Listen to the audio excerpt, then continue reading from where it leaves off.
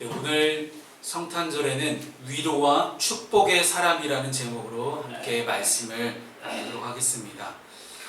주님이 탄생하신 이 성탄의 아침에 엄청나게 많은 눈이 내리는 거 보면서 아침 일찍부터 굉장히 걱정이 많았습니다. 우리 교인들이 무사히 잘 올 수 있을까, 이러다가 우리 오늘 색소폰 연주하기로 하신 우리 이영윤 집사님하고 저하고 둘이서 예배하는 건 아닐까, 그런 걱정들을 많이 했는데 결국 우리 하채연 집사님 가정은 못 오셨네요. 눈을 뚫고 오기가 참 힘든 그런 상황인 것 같긴 합니다. 그럼에도 불구하고 우리가 이 성탄절에 여러 가지 많은 상황이 어렵다 할지라도, 예배하는 상황과 환경도 어렵고 많은 것들이 힘들다 할지라도, 그럼에도 불구하고 우리가 기뻐할 수 있는 이유는 예수님께서 우리에게 오셨기 때문입니다. 여러분, 이게 아멘이 되십니까? 쉽지 않을 겁니다. 예수님이 오신 게 정말 나한테 아멘일까? 정말 예수님 오신 게 정말 나에게 기쁨일까? 아마 우리 어린이들은 좋을 거예요. 우리 청년들도 아마 좋겠죠. 화이트 크리스마스, 지금 몇 년 만에 화이트 크리스마스입니까? 이런 복소리 내린 적이 최근에는 몇 년 동안 없었던 것 같은데, 크리스마스 당일날 이렇게 아침부터 펑펑 온 거는 거의 없었던 것 같습니다만은, 어찌됐든 모두가 이렇게 들떠있는 이때에 과연 우리는 예수님 한 분만으로 기뻐할 수 있을까? 예수님 한 분 때문에 너무 기분이 좋아서 그냥 계속 설레고 막 이럴 수 있을까? 만약에 여러분 그런 상상 해보셨어요? 예전에 영화 중에 8월의 크리스마스라는 영화가 있었거든요. 한석규라는 영화배우가 주연 배우였는데, 8월의 크리스마스 상상해보셨습니까? 한여름인데 크리스마스래요. 아마 우리한테는 굉장히 낯설은 그런 광경 아니면 풍경일 것입니다. 아마도 이 지구상에 우리에게는 북반구는 지금 겨울이지만 남반구는 여름이잖아요. 그들은 8월의 크리스마스처럼 똑같이 여름인데, 한여름인데 크리스마스를 맞이하고 있는 거예요. 아마도 지금 우리랑은 좀 다르겠죠. 일반적으로 크리스마스 하면 떠오르는 그런 이미지들이 우리가 알고 있는 이제 세인트 니콜라스 같은, 이제 그런 산타클로스 같은 그런 존재들, 두꺼운 옷을 입고 털을 막 이렇게 치장하고 있고, 물론 핀란드에 가면 진짜 산타 마을이라고 있다고 합니다. 그래서 현재도 이제 24시간 유튜브가 계속 돌아간대요. 산타 마을 광경을 볼 수가 있는데, 추운 나라잖아요. 우리도 겨울에 크리스마스니까 어떻게 보면 이런 광경들이 우리에게 너무 익숙하고 어떻게 보면 우리에게 정형화되어 있는 것일지도 모르겠습니다만은, 그렇기 때문에 뭔가 연말이기도 하고 12월 거의 마지막을 향해 달려가고 있고 2023년의 한 해의 마지막을 향해 달려가고 있기 때문에 뭔가 마음도 싱숭생숭하고 뭔가 들뜨고 설레는 그런 마음이 있기 때문에 이 크리스마스가 더 극적인 효과를 발휘한 것이 아닐까 하는 그런 생각을 해봅니다. 근데 우리 한 달 전쯤인가요? 우리 청년부에서 청년들하고 함께 나눴던 이야기 중에 하나가요, 실제 예수님 태어나신 날은 12월 25일이 아닙니다. 아무리 성경 말씀을 들여다보고 많은 역사가들의 기록을 살펴보아도 예수님 생일은 절대 12월 25일이 될 수가 없어요. 그리고 예수님 태어나신 해도 00년이 될 수가 없습니다. 그러면 성경의 모든 기록이 다 부정돼요. 성경에서 로마 황제가 호적을 명했기 때문에 예수님의 어머니였던 마리아와 아버지 요셉이 호적을 등록하러 베들레헴으로 올라갑니다. 그 로마 황제가 이 말을 했던 것이 훨씬 전이었다는 거죠. 그리고 로마 황제는 00년 전에 죽었습니다. 그렇게 따져보면 많은 과학적, 역사적 사실이 예수님이 태어나신 해는 00년 12월 25일이 아니라고 이제 이야기를 합니다. 그런데 왜 우리는 이 크리스마스를 예수님 태어나실 날도 아닌데 굳이 우리가 10월 25일에 모여서 이렇게 성탄 축하 감사 예배를 드리는 이유는 무엇일까요? 오늘 저는 이 질문에 대한 답을 이사야 61장을 통해서 여러분과 함께 나누고 싶습니다.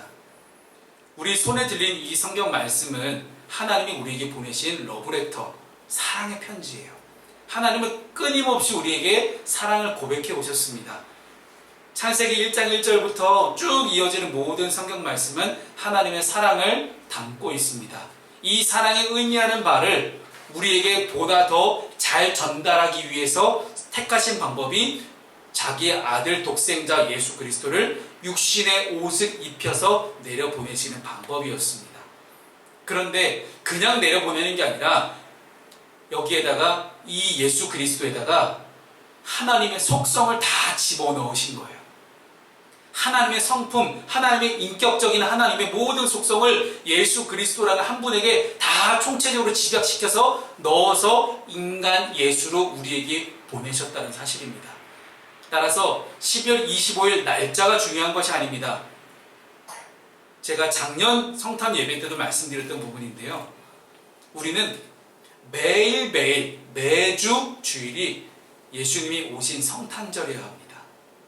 지금도 우리와 함께 하시는 예수 그리스도, 인격적인 예수 그리스도를 함께 만나고 기뻐하고 고백하는 이 순간들 가운데서 정말 우리와 함께 하시는 예수님이 어떤 존재인지, 우리가 믿고 있는 예수 그리스도가 어떤 존재인지, 단순히 예수님이 오신 날, 그날 한 날만 우리가 기뻐하고 기념할 거면 우리는 예수를 믿을 이유가 무엇이 있겠습니까?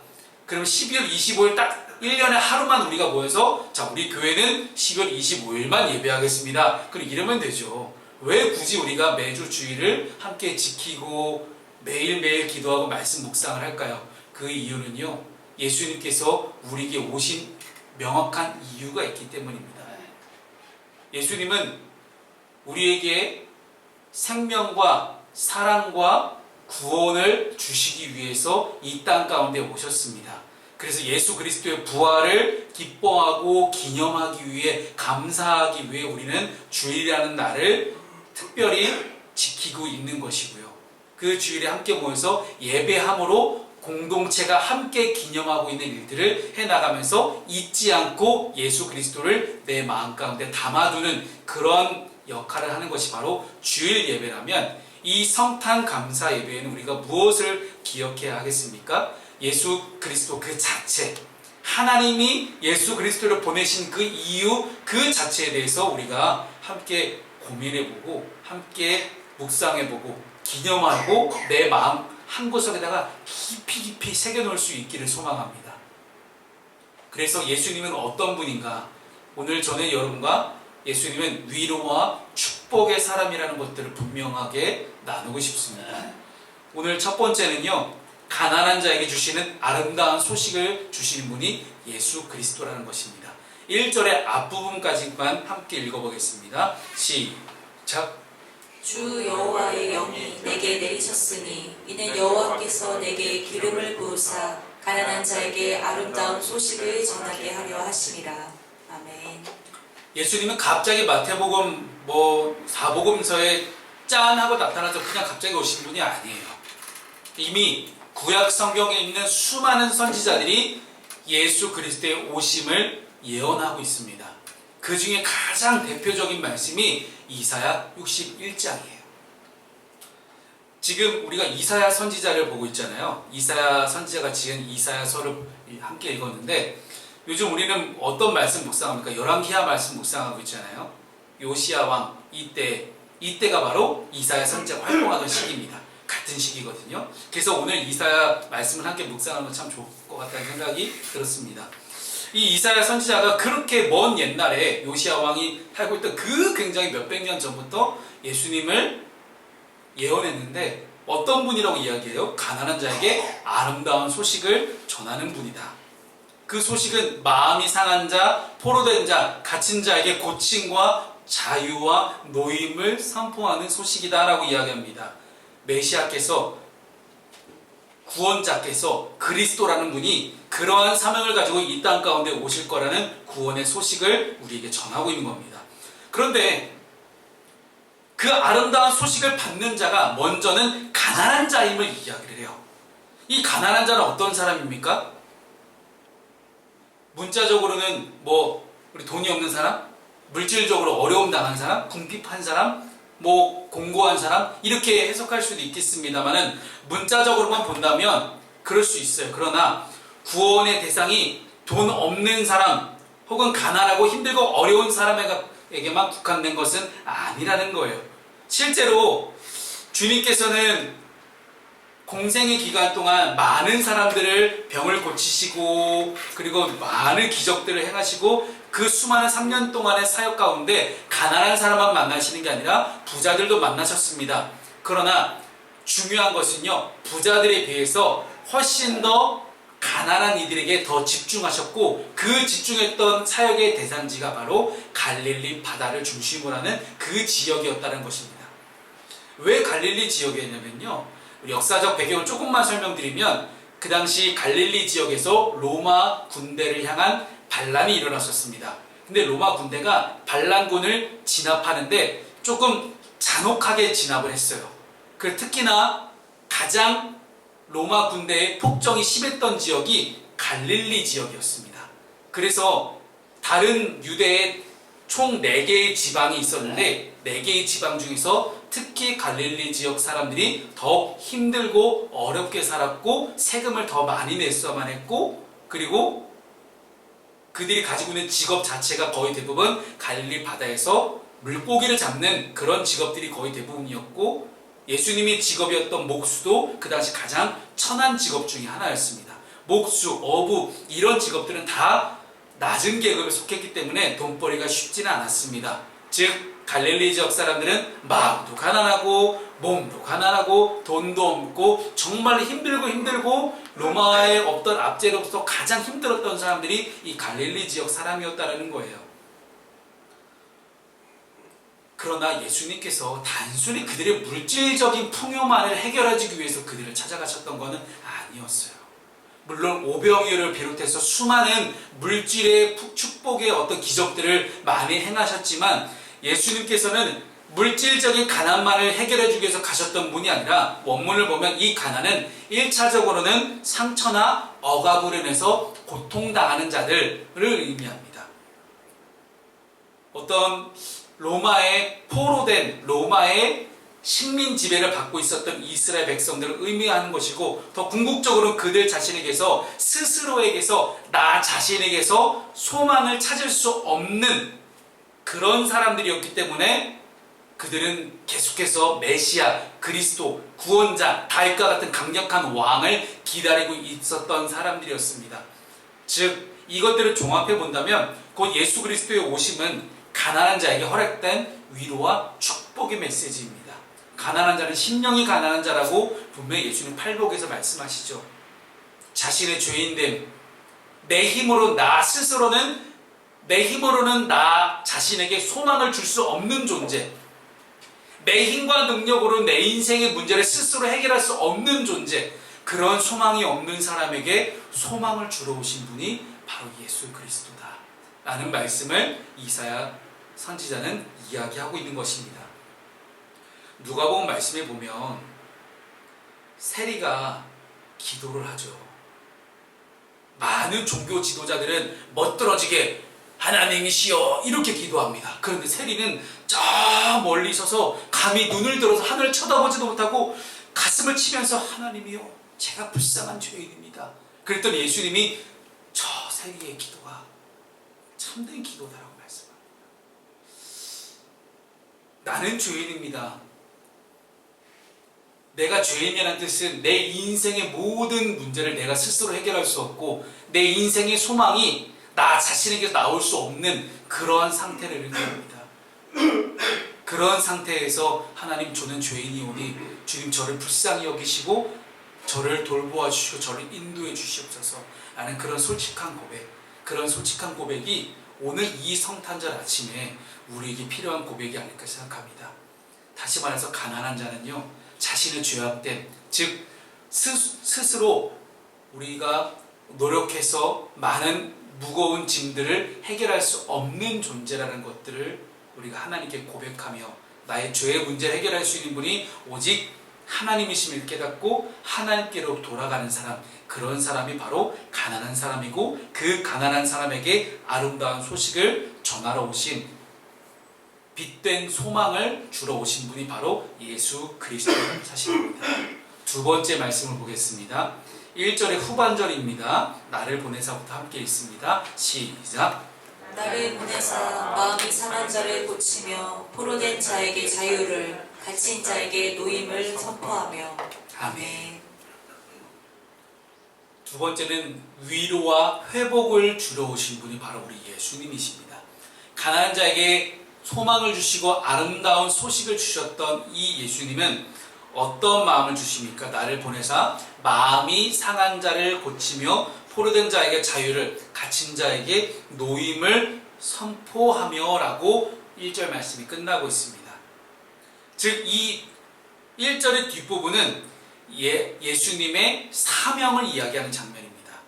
예수님이 이 땅에 오셔서 무슨 일을 하셔야만 했는가 하는 거죠. 먼저는 상한 심령의 회복이죠. 상한 심령, 즉 마음에 고통당하고 있다는 거예요. 자신의 어려운 형편이나 삶의 고통의 문제로 인해서 속상하고 상처받는 그러한 심령을 의미하는 것이 아니에요. 우리가 근심하고 절망하고 낙심에 빠지는 의미하는 것도 아닙니다. 즉 이것은 무슨 의미냐면 나의 영혼을 절망의 구렁텅이로 죽음으로 몰고 가는 그런 죄로 인한 심적 고통이에요. 내가 지은 죄 때문에 내 인생을 스스로 해결할 수 없는 그런 상태를 의미합니다. 죄 때문에, 내가 지은 죄 때문에 그 죄들이 하나님 앞에 낱낱이 밝혀지니 내 마음이 산산조각 나서 부서지고 꺾인 그런 마음을 우리는 이 상한 심령이라고 이야기하는 거예요. 죄로 인해서 뼈저리게 아파하고 죄와 허물로 가득 찬 내 자신 때문에 괴로운 심령이 바로 상한 심령입니다. 하나님께서 구하는 제사는 상한 심령이다 라고 시편 말씀이 우리에게 가르쳐주는 것처럼 하나님이여 상하고 통해하는 이 마음을 주님께서 외면하지 마시고 이 아픈 마음을 하나님 치료해 주시고 회복시켜 주시옵소서. 내 힘으로는 도저히 이 죄의 문제 때문에, 죄 때문에 상한 내 마음을 해결할 방법이 없습니다. 하나님 해결해 주세요 하는 그런 해결책을 갖고 오신 분이 우리 예수님이라는 사실입니다. 두 번째는 다음에 나오죠. 포로된 자에게 자유를 주십니다. 포로는 어떤 육체적인 속박만을 의미하는 것이 아닙니다.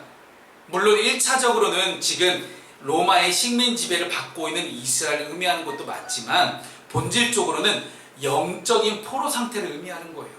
영적으로 사탄 마귀가 주었던 그 죄악 가운데서 그 죄 때문에 완전히 포박당해서 움직일 수 없는 그런 상태를 의미합니다. 죄 때문에 스스로가 올가매져서 더 이상 하나님께 가까이 나가지 못하고 죄악에 사로잡혀서 사단 마귀의 종로로 타고 있는 그런 상태를 의미합니다. 내가 죄를 지어도 죄 짓는지도 모르고 알고 짓는지 모르고 짓는지 수많은 죄 가운데서 헤어나오지 못하고 계속해서 다람쥐 쳇바퀴 돌듯이 그렇게 돌고 있는 그런 인생을 의미합니다. 이런 자에게 하나님은 예수 그리스도를 통해서 자유를 선포하셨습니다. 더 이상 너희들은 사단 마귀가 너희를 괴롭히지 못할 것이다. 사단 마귀가 너희들을 유혹하지 못할 것이다. 유혹을 당해도 넉넉히 이길 수 있는 힘을 주시겠다라고 하신 분이 바로 예수 그리스도셨습니다.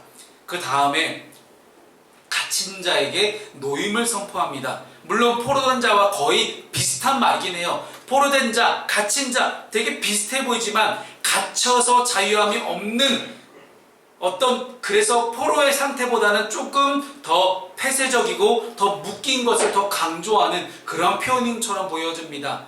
죄로 인해서 사망 가운데 갇혀서 소망도 없고 구원의 소망도 없는 그런 내 인생에 전혀 아무런 소망이 없는, 즉 내 인생을 어떻게 살아가야 될지 고민만 하고 있는 그런 갇힌 자의 어떤 상태, 마음 상태를 표현하고 있는 거예요. 근데 그런 자를 위해서 메시아이신 예수 그리스도께서 오시고 사망의 권세를 깨뜨리심으로 우리에게 자유함을 주십니다. 즉 인생의 문제를 놓고 내가 스스로 고민하지 않는 거예요. 인생의 문제를 놓고 어떻게 살아야 될까는 고민을 하지 않는 거예요. 왜요? 예수님께서 자유를 선포하셨기 때문에 그저 우리는 주님만 붙들면 됩니다. 주님께서 주시는 사명 감당하고 주님께서 주시는 그런 소망 가운데서 살아가는 인생으로 바뀌어진다는 거예요. 더 이상 인생의 문제가 나를 올가맬 수 없는, 인생의 문제가 나를 더 이상 넘어뜨릴 수가 없는, 그래서 수고하고 무거운 짐진 자가 아니라 온전히 자유하게 된 그런 영혼을 이야기합니다. 죄로 인해서 고통당하고 억눌리고 자유할 어떤 힘도 없는 갇힌 자들에게 우리 예수님은 위로와 소망으로 그렇게 다가오셨습니다. 그 복된 소식이 지금 우리에게 들려지고 있습니다. 즉 예수 믿고 구원받는다라는 의미는 바로 여기에 있습니다. 단순히 내가 나중에 죽어서 가는 천국이 아닌 지금 이 땅 가운데서 이 엄청난 노임과 자유함을 선포되었을 때, 아, 하나님께서 이렇게 내 삶을 자유하게 하셨군요. 하나님만이 오직 나의 유일한 소망입니다. 주님 한 분만으로 충분합니다. 복음이면 됩니다. 라고 이야기하는 그런 고백으로 바뀌어지는 순간 우리에게는 이 땅 가운데 진정한 하나님의 나라가 임하게 됩니다. 그래서 예수 그리스도의 오심은 하나님의 나라가 이미, 그러나 아직 완전히 임하지 않은 하나님의 나라가 되었습니다. 예수님 자체가 하나님 나라이시기 때문에 하나님의 나라를 향한 우리의 마음을 가지고 우리는 이 하나님 나라를 이 땅 가운데 어떻게 만들어갈 수 있을까요? 우리가 해야 될 사명이 있습니다. 그 세 번째 말씀이 이 말씀입니다. 여호와의 제사장으로서의 어떤 사명과 축복을 내리는 그런 사명들이 우리에게 있다라는 것입니다. 오늘 본문의 6절 말씀을 함께 읽어보겠습니다. 오직 시작. 오직 너희는 여호와의 제사장이라 일컬음을 받을 것이라.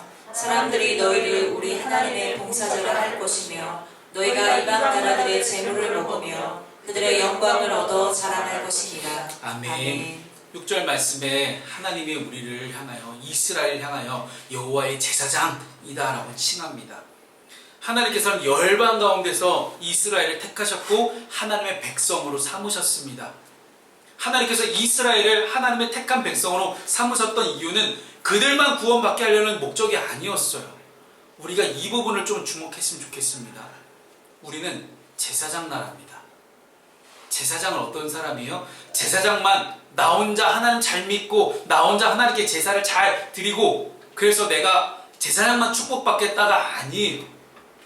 제사장은 감히 하나님께 나아갈 수 없는 이스라엘 백성들과 거룩하신 하나님 사이를 이어주는 역할, 다리 역할을 하는 것이 바로 제사장입니다. 하나님께서 이스라엘 나라를 제사장 나라로 선택하셨던 것은 이스라엘 나라를 통해서 온 인류를 구원하시려는 하나님의 나라의 계획이 숨겨져 있었습니다. 그렇다면 여기에는 어떤 조건도 없습니다. 어떤 차별도, 혐오도, 배제도 없습니다. 그렇다라는 것은 지금 우리가 하나님께 제사장으로 부름을 받아서 예수님께서도 감히 죄악 때문에 하나님께 나아갈 수 없었던, 죄 때문에 하나님과 가까이 할 수 없었던 죄인된 인간인 우리를 하나님과 이어주시기 위해서 예수님께서 오셨듯이 예수님은 또 그 사명을 우리에게 그대로 전달하십니다. 예수님이 하나님과 인간 사이를 이어주었던 것처럼 우리의 사명은 무엇입니까? 먼저 사랑받고 먼저 그리스도인 된 우리는 하나님과 여전히 예수 그리스도를 모르는 사람들을 이어줘야만 하는 그 중간 다리 역할에 있습니다. 근데 그냥 있는 것이 아니에요. 제사장이 하나님께 받은 말씀을 가지고 먼저 이스라엘 백성들을 축복하고 다른 나라들을 축복했던 것처럼 우리 또한 하나님께 먼저 받은 이 사랑과 은혜의 말씀을 가지고 메시아의 오심과 같은 이런 축복의 말씀을 가지고 우리 또한 똑같이 이웃들에게, 다른 이들에게 축복을 전달해야 되는, 복음을 전달해야 되는 그런 사명이 우리에게 있다는 것입니다. 왜요? 그래야만 하나님의 나라가 이 땅 가운데 완성될 수 있기 때문입니다. 그래서 하나님께는 차별이 없습니다. 하나님께는 그 어떤 혐오도 없고 하나님께는 그 어떤 배제함도 없습니다. 즉 하나님께서 어떤 조건을 막론하고 무조건 하나님께 나오는 그 누구든지 주의 이름을 부르는 자는 다 구원을 얻으리라 라고 우리에게 선포하셨던 것입니다. 그 사명이 예수님께 있었고 그 사명이 지금 이 성탄절 아침에 예수 그리스도의 오심을 기뻐하며 기념하며 감사하는 우리에게도 동일하게 주어졌습니다. 사랑하는 여러분, 그러나 이스라엘은 이 하나님의 뜻을 제대로 이어가지 못했습니다. 제사장 나라로서 훌륭하게 그 사명을 잘 감당하지 못했습니다. 그 사명 감당함이 지금 이제 우리에게 바톤이 넘어왔습니다. 이스라엘에게 주셨던 그 사명을 지금 이 성탄절 아침에 우리에게도 동일하게 주고 계십니다. 말씀을 정리합니다. 이 성탄절 아침에 예수 그리스도의 오심을 기뻐하고 기념해야 되는 이유는 너무나 많습니다. 근데 그 중에 하나, 우리는 하나님의 제사장으로서, 선택받은 하나님의 백성으로서, 먼저 사랑을 받은 사람으로서 다른 많은 이웃들에게 사랑을 전달해야 되는 그런 예수 그리스도의 사명이 오늘 우리에게 주어졌습니다. 그 사명을 잊지 않고 예수님처럼 예수님과 닮아가는 그런 삶을 살아가는 것, 그것이 성탄절 아침에 우리가 예수 그리스도를 기억하고 기념할 수 있는 그런 길이 아닐까 생각합니다. 그 사명을 잘 감당할 수 있는 저와 여러분 되시기를 주님의 이름으로 축복합니다. 아멘.